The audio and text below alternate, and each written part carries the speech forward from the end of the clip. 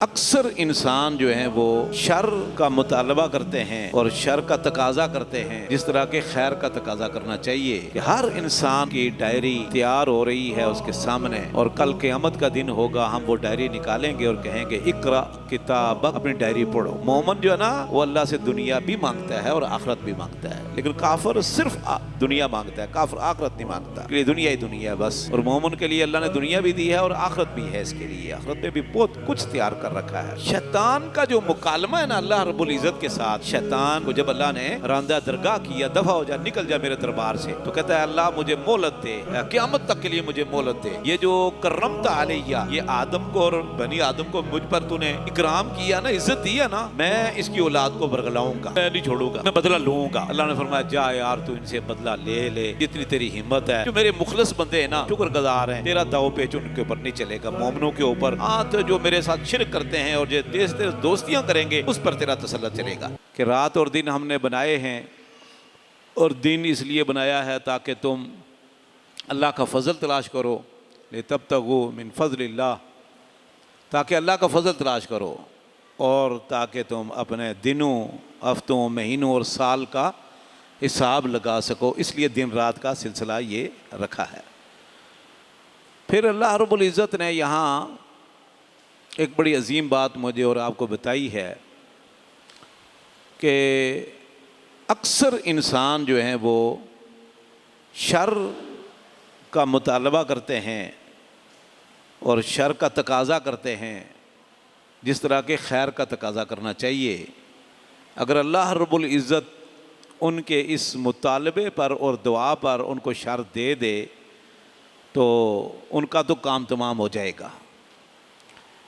اس سے مراد ہے کہ انسان نہ بعض اوقات اپنے لیے موت کی تمنا کرتا ہے، یا اپنے مال کو یا اولاد کو وہ بددعائیں دیتے رہتے ہیں، اور خاص طور پر یہ بیماری عورتوں میں زیادہ ہے، مردوں میں بھی ہے، عورتوں میں زیادہ ہے۔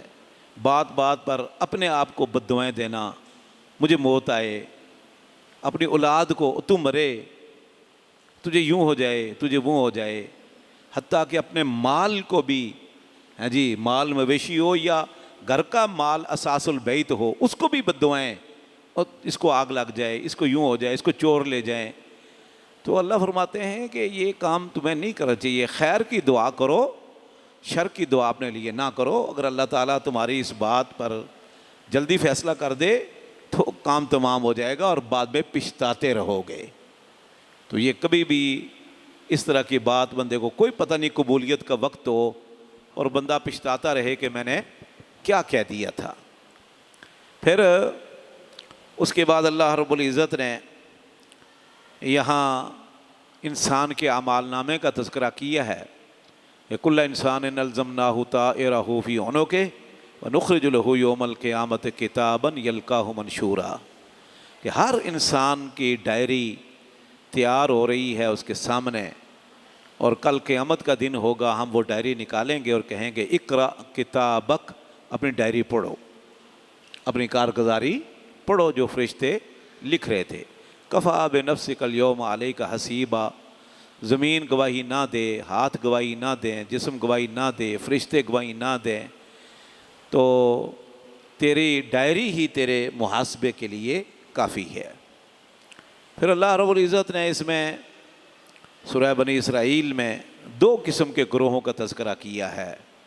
ایک گروہ ہے مادہ پرست، دنیا کا طلبگار، اور دنیا میں اپنے محنت کا بدلہ چاہنے والا۔ من کان یرید العاجلۃ عجلنا لہ فیہا ما نشاء لمن نرید، فرمایا جتنی دنیا چاہیں گے، جس کے لیے چاہیں گے ہم دے دیں گے، اور پھر ہم اس کو جہنم میں ڈال دیں گے، کیونکہ اس کا کہا ہے دنیا ہی دنیا چاہیے، بس دنیا میں سب کچھ دے دے، صحت بھی، اولاد بھی، مال بھی، علم بھی، ڈگریاں بھی، سب کچھ دنیا میں دے دے، آخرت میں مجھے کچھ نہیں چاہیے۔ اللہ فرماتے پھر اس کے لیے جہنم ہے۔ یہ سورہ یونس میں بھی اس طرح کی بات گزر چکی ہے، سورہ نحل میں بھی، دیگر بھی ہے۔ اور فرمایا کہ وَمَنْ أَرَادَ الْآخِرَةَ وَسَعَى لَهَا سَعْيَهَا فَأُولَئِكَ كَانَ سَعْيُهُمْ مَشْكُورًا، اور جو لوگ دنیا کے ساتھ ساتھ آخرت کے متلاشی ہیں، آخرت میں کامیاب ہونا چاہتے ہیں، دنیا کے ساتھ ان کی نظر آخرت پر بھی ہے، آخرت کی فکر بھی ہے، وسعی لہا سعیہا، پھر آخرت کے کامیابی کے لیے دوڑ بھاگ بھی کرتے ہیں، محنت بھی کرتے ہیں، کوشش کاوش بھی کرتے ہیں، عمل بھی کرتے ہیں۔ فاولئک کان سعیہم مشکورا، ایسے لوگوں کی محنت کا اللہ فرماتے ہیں میں قدردان ہوں، ان کی محنت ضائع نہیں جائے گی۔ تو دیکھیں دونوں چیزیں ہیں، ربنا آتنا فی الدنیا حسنہ وفی الآخرۃ حسنہ۔ مومن جو ہے نا وہ اللہ سے دنیا بھی مانگتا ہے اور آخرت بھی مانگتا ہے، لیکن کافر صرف دنیا مانگتا ہے، کافر آخرت نہیں مانگتا، ان کے لیے دنیا ہی دنیا ہے بس۔ اور مومن کے لیے اللہ نے دنیا بھی دی ہے اور آخرت بھی ہے، اس کے لیے آخرت میں بھی بہت کچھ تیار کر رکھا ہے۔ پھر اس کے بعد اللہ رب العزت نے، اللہ فرماتے ہیں اگرچہ میں نے کافروں کو بھی دنیا دے رکھی ہے اور مومنوں کو بھی دنیا دے رکھی ہے، مسلمانوں کو، یہ نہیں کہ مسلمانوں کو محروم کیا ہے اور بڑے درجات بلند کیے مومنوں کے۔ پھر اس کے بعد اللہ رب العزت نے والدین کے ساتھ نیکی اور احسان کا تذکرہ کیا ہے، وَقَضَىٰ رَبُّكَ أَلَّا تَعْبُدُوا إِلَّا إِيَّاهُ وَبِالْوَالِدَيْنِ إِحْسَانًا۔ آپ کے رب نے یہ فیصلہ کر لیا ہے کہ اللہ کے ساتھ کسی کو عبادت میں شریک نہ ٹھہرانا، اللہ کی ذات میں، اللہ کی صفات میں، اللہ کے کاموں میں کسی کو شریک نہ ٹھہرانا، اور یہ بھی اللہ نے فیصلہ کر لیا ہے کہ والدین کے ساتھ آپ نے احسان کرنا ہے۔ اگر آپ کی زندگی میں دونوں ماں باپ موجود ہیں یا دونوں میں سے کوئی ایک زندہ ہے اور آپ کی نے وہ پا لیا ہے، تو ان کے ساتھ بہت اچھے سلوک کے ساتھ اور اچھے رویے کے ساتھ پیش آؤ، حسن سلوک کرو، اپنے پہلو نرم رکھو، اپنے پہلو اتنے نرم رکھو کہ ان کے سامنے بس جیسے آپ بالکل بے جان ہیں جی، آپ کی کوئی خواہش نہیں، کوئی تمنا نہیں، کوئی آرزو نہیں، کوئی ذاتی مسئلہ نہیں، بس ماں باپ کے ہر جائز خواہش کو، ضرورت کو، ان کی تو اس کو مقدم رکھو اور یہ کہو رب ارحمہما کما ربیانی صغیرا، اے اللہ جس طرح مجھے بچپن میں انہوں نے بڑی شفقت سے، محبت سے پالا، میرا خیال رکھا، اے اللہ تو بھی میرے ماں باپ پر اسی طرح رحم فرما۔ سبحان اللہ۔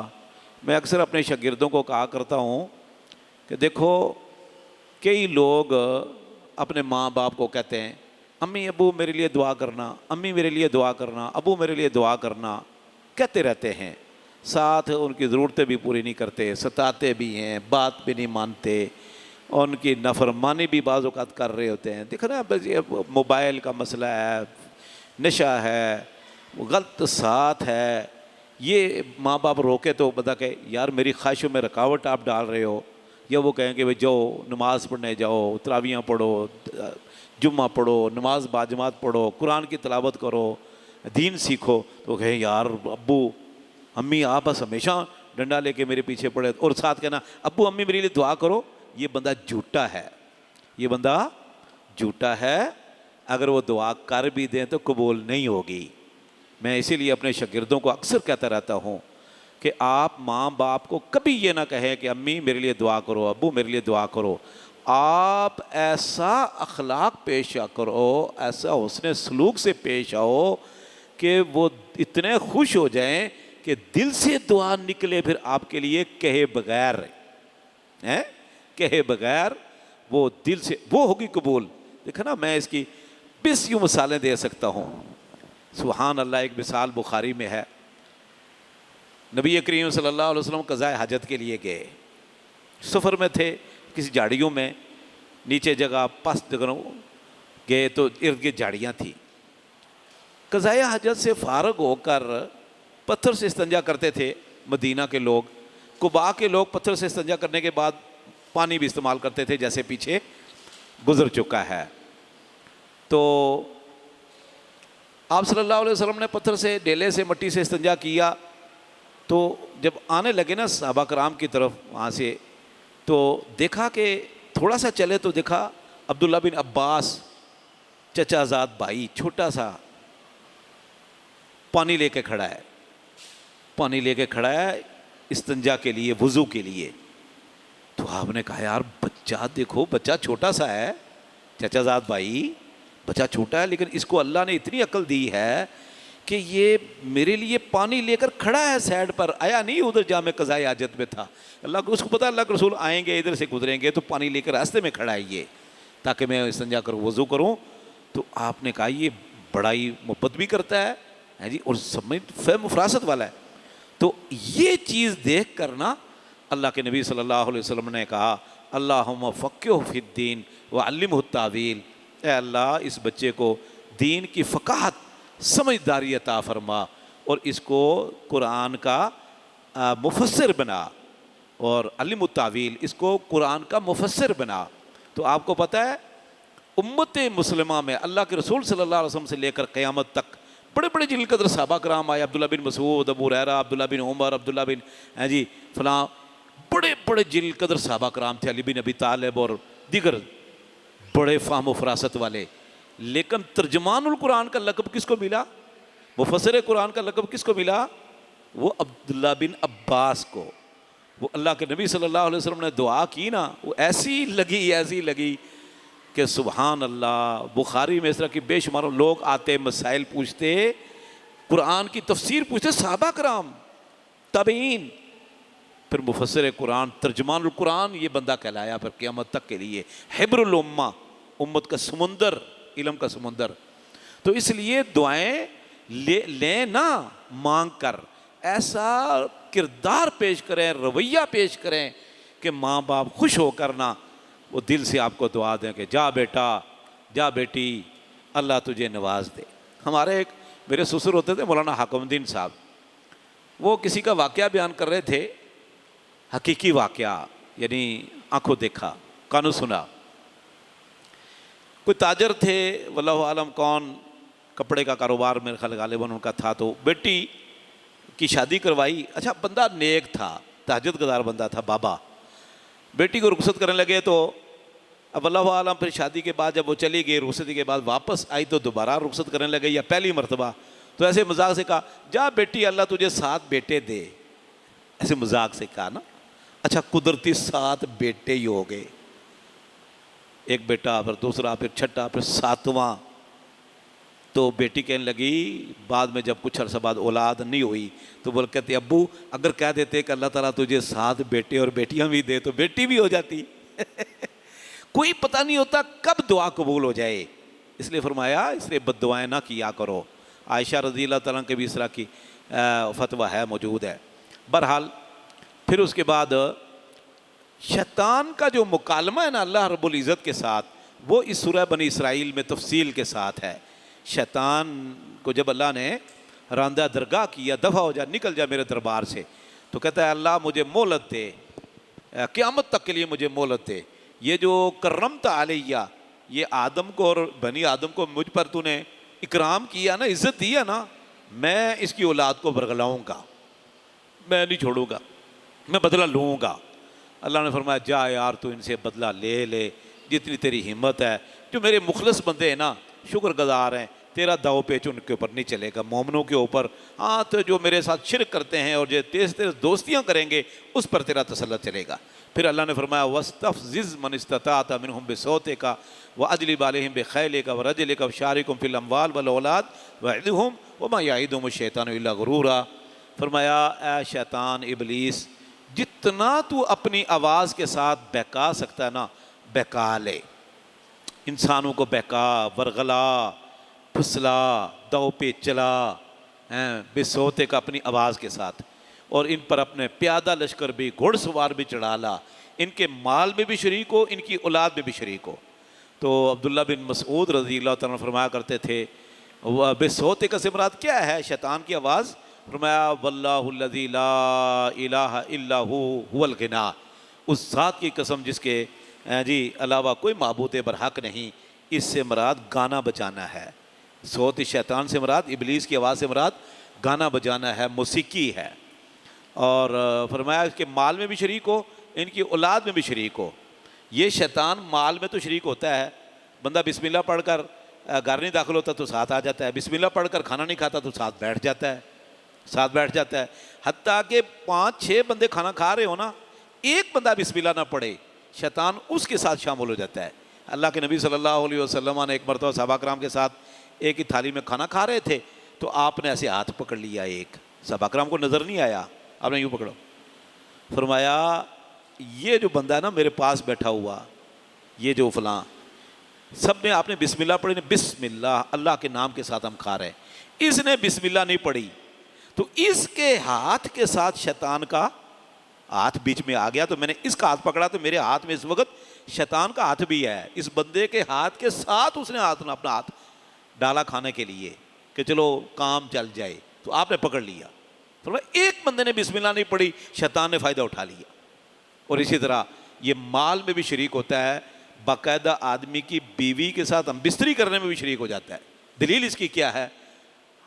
رسول اللہ صلی اللہ علیہ وسلم نے فرمایا کہ جب بندہ اپنی بیوی کے پاس جائے تو یہ دعا پڑھ لے، بسم اللہ جنبنی شیطان و جنبی شیطان ما رزقتنا، ہاں جی، جنبی شیطان ما رزقتنا، اے اللہ ہمیں بھی شیطان کے تسلط اور وسوسے اور اس کے ہتھکنڈوں سے بچا، اور جو تو ہمیں اولاد عطا فرمائے گا اس کو بھی شیطان کے وسوسے اور تسلط اور کنٹرول سے بچانا۔